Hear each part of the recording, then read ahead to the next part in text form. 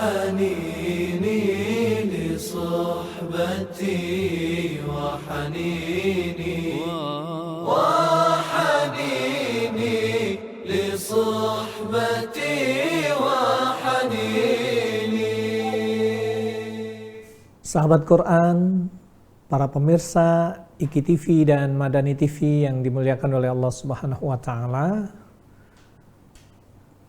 Dalam sesi yang kedua ini, langkah apa untuk mendidik anak-anak agar cinta terhadap Al-Quran pada usia 3-5 tahun. Di usia inilah yang penting untuk membentuk emosi manusia, emosi anak-anak kita. Bagaimana mewarnai, membentuknya, menanamkan nilai etik atau norma akhlak di dalam kehidupan. Dr. Muhammad Ratib An-Nabil pernah mengatakan, dari penelitian pendidikan yang saya lakukan, maka berkesimpulan bahwa usia yang sangat rawan dalam menerima dan menirukan kebiasaan dan nilai-nilai kebaikan adalah usia taman kanak-kanak dan kemudian usia sekolah dasar. Kemudian juga penelitian dari seorang Dr. Yahya Al-Ghauthani, seorang pakar pendidikan Al-Quran, mengatakan, jika anak belajar menghafal Al-Quran sejak dini, maka Al-Quran akan menyatu dengan darah dan dagingnya.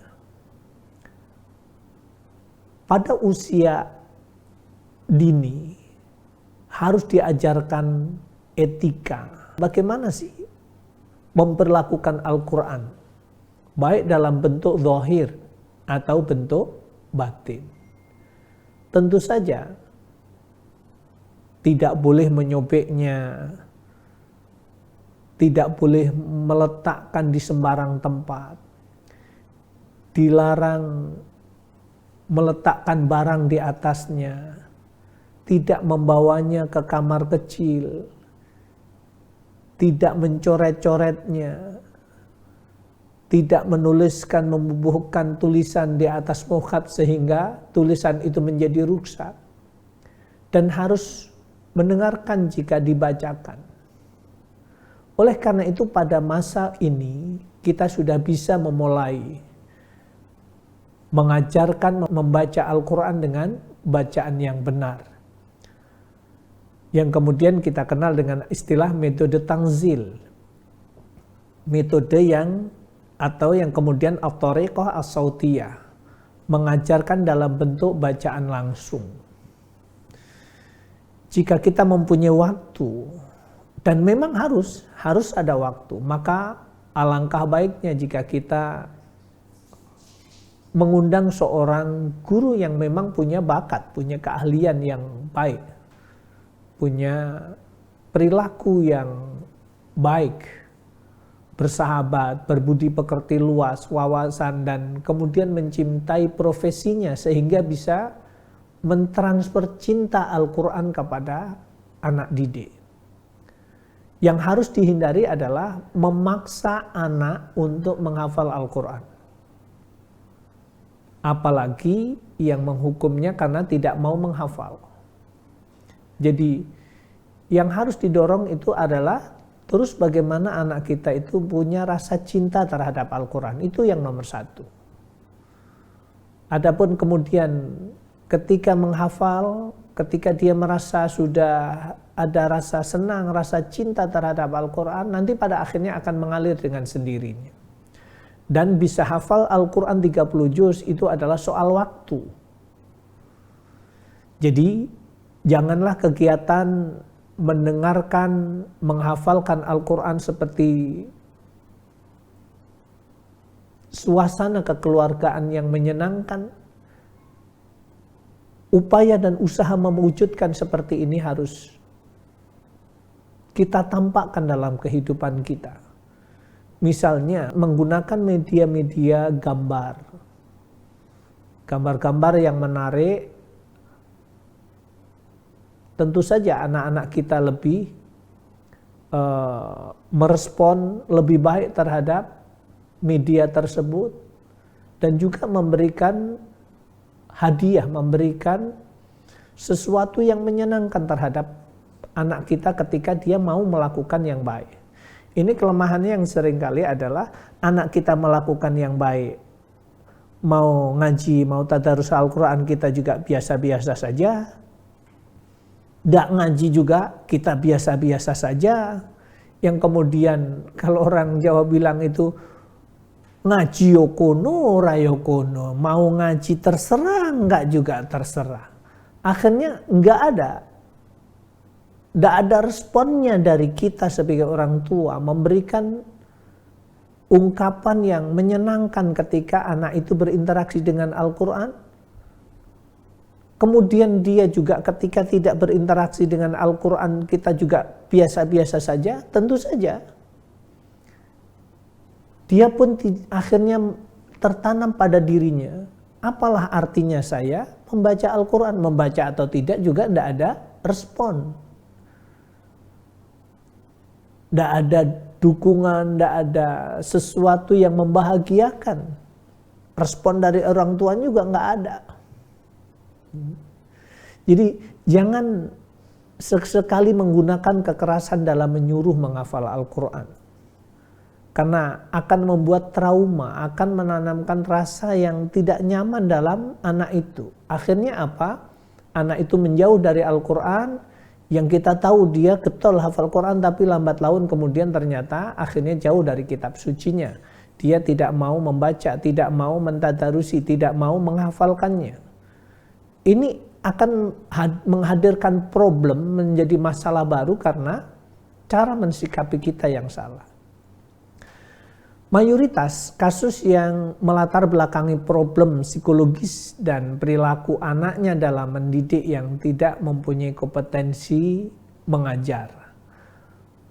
Perilaku pendidik yang tidak memiliki keterampilan, tidak menguasai metode, tidak memahami tentang panduan bahan ajar yang tepat, metode atau cara mengajar yang tepat.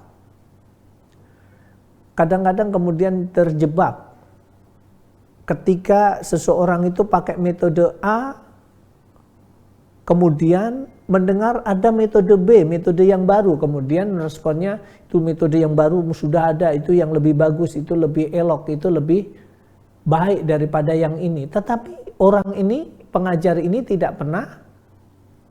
belum pernah ikut pelatihan tentang metode itu. Tetapi sudah mengatakan metode yang lama sudah tak bagus. Akhirnya dipaksakan dengan metode yang baru yang belum pernah dia ikuti pelatihannya. Akhirnya apa? Berarti itu nanti salah di dalam menerapkan metode pengajaran yang hakikatnya. Dia tidak paham, dia tidak ngerti tentang metode atau cara mengajar dengan panduan bahan ajar itu.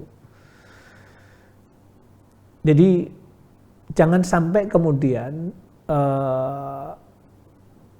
di dalam proses belajar mengajar itu melahirkan rasa takut, rasa malas dengan pelajaran yang diampunya.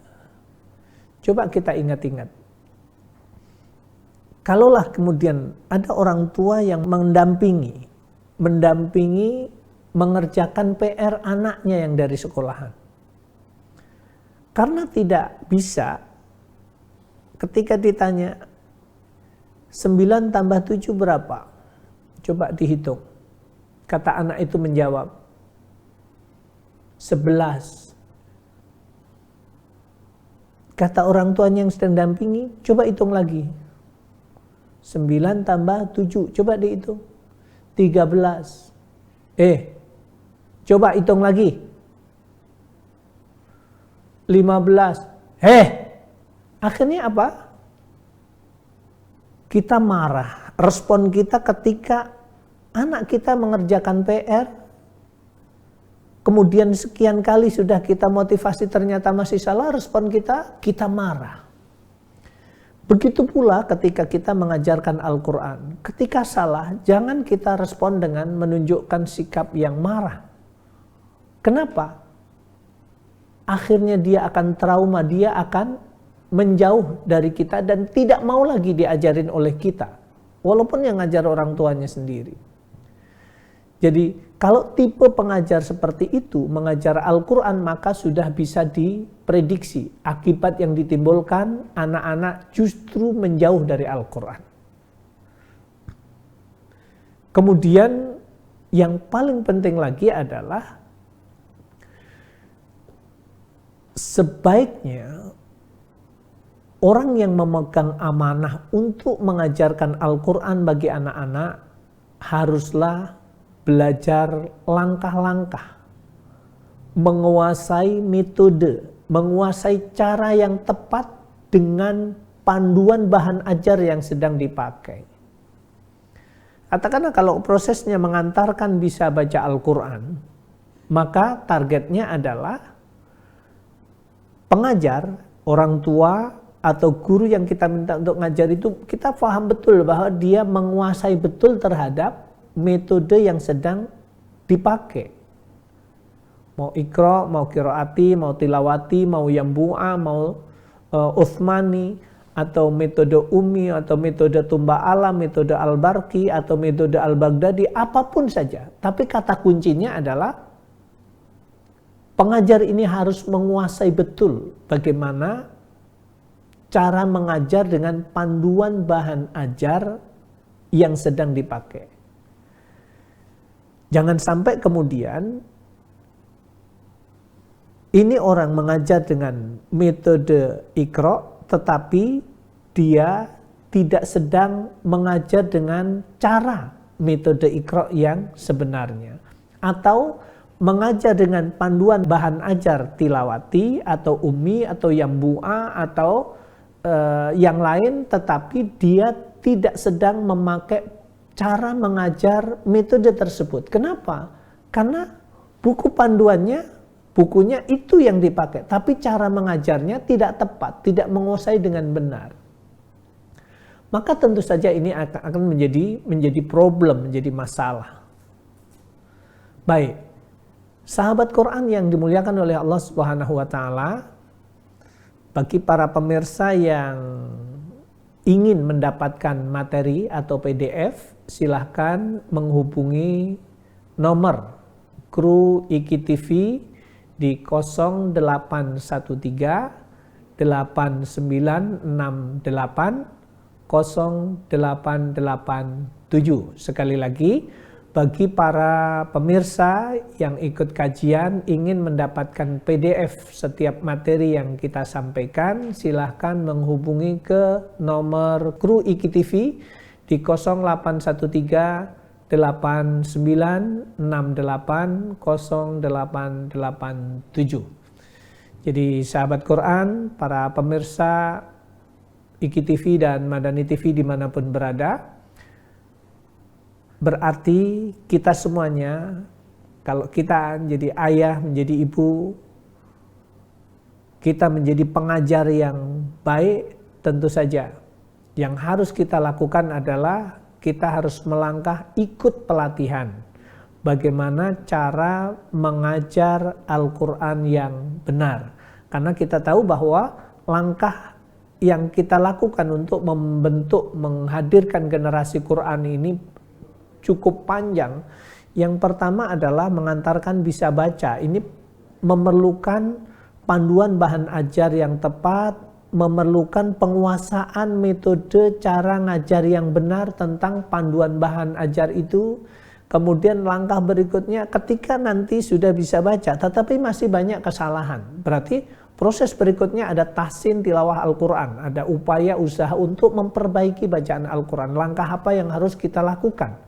Tentu saja ini memerlukan panduan bahan ajar, memerlukan pemahaman metode cara memperbaiki bacaan Quran yang benar agar orang itu tidak kapok, agar orang itu tambah senang, agar orang itu mau mengikuti, agar anak kita itu tambah suka kalau kita ajar. Seperti apa langkah-langkahnya itu?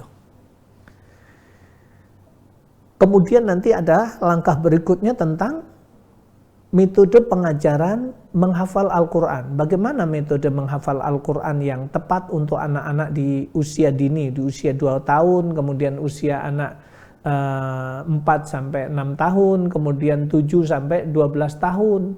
Langkah ini harus kita lakukan, bahkan orang tua yang ingin memanfaatkan meraih berkah di usia senja. Meraih berkah di usia senja artinya ketika di usia sepuh tetapi nilai kehidupannya itu jauh lebih baik, jauh lebih berkah. Gimana caranya? Langkah apa yang dilakukan? Metode apa yang harus disiapkan? Ini yang kemudian semua pengajar, semua yang mendakwahkan mengajarkan Al-Quran harus ikut pelatihan, harus memahami langkah-langkah atau metode cara pengajaran yang tepat untuk orang-orang yang diajarkan sesuai dengan umurnya. Sahabat Quran, para pemirsa IKI TV dan Madani TV yang dirahmati oleh Allah Subhanahu wa taala, berikutnya kita akan lanjutkan ke sesi yang ketiga, tapi kita ikuti yang satu ini. صحبتي وحنيني وحنيني لصحبتي